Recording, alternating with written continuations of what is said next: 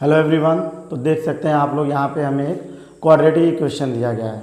इस quadratic equation को solve करने के लिए सबसे पहले हमें क्या करना पड़ेगा, दिए गए क्वाड्रेटिक इक्वेशन से ए बी सी की वैल्यू रिकॉग्नाइज करनी पड़ती है। ए क्या होता है बच्चों, यहाँ पे एक्स स्क्वायर के कोफिशिएंट को हम लोग ए बोलते हैं, ठीक है। तो यहाँ एक्स स्क्वायर कोफिशिएंट क्या दिया गया है, 1 दिया गया है। So we write A equal to 1।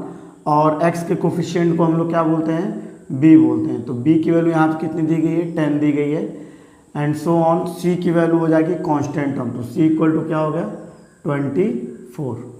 Clear student. A B C note करने के बाद फर्स्ट स्टेप इज हम क्या करते हैं, ए मल्टीप्लाई सी करते हैं। तो ये रफ सेक्शन है बच्चों, यहाँ पे हम लोग ए मल्टीप्लाई सी करेंगे। So we get 1 multiply 24। तो हमें रिजल्ट कितना मिल जाएगा, 24 मिल जाएगा। अब 24 का हमें 2 फैक्टर करना है, सच दैट आफ्टर एडिंग और subtracting we get the value of B.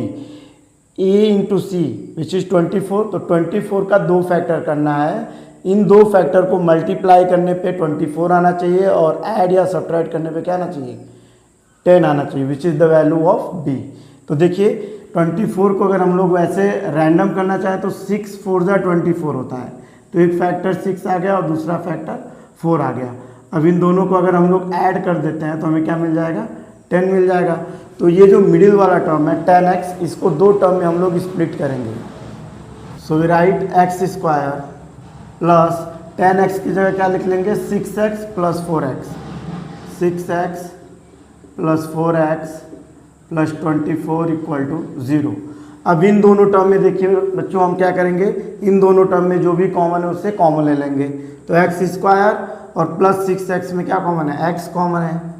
तो यहाँ में बच जाएगा x प्लस 6। आगे इन दोनों टर्म में जब हम लोग कॉमन लेंगे 4, तो क्या यहाँ रिमेनिंग बचेगा, x प्लस 6 इक्वल टू 0। अब देखो ये पहला टर्म मिला x मल्टीप्लाई एक्स प्लस 6, दूसरा टर्म मिला हमारे पास 4 मल्टीप्लाई एक्स प्लस 6।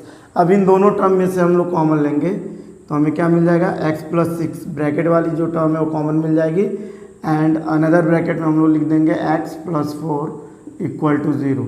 अब देखो जब भी 2 नंबर का मल्टीप्लाई 0 के इक्वल है तो या तो पहला वाला नंबर 0 होगा या तो दूसरा वाला नंबर 0 होगा, या एक प्रोबेबिलिटी ये भी है कि दोनों की वैल्यू क्या हो, 0। इन्हीं कंडीशन में हमें क्या मिलता है, 2 नंबर का प्रोडक्ट 0 के इक्वल मिलता है।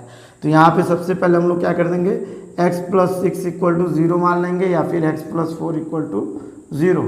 तो यहाँ से हमें x की वैल्यू मिल जाएगी -6 और x इक्वल टू -4। इस तरह से गिवन क्वाड्रेटिक इक्वेशन का 2 रूट हमने फाइंड आउट कर लिया। One is -6 and another is -4।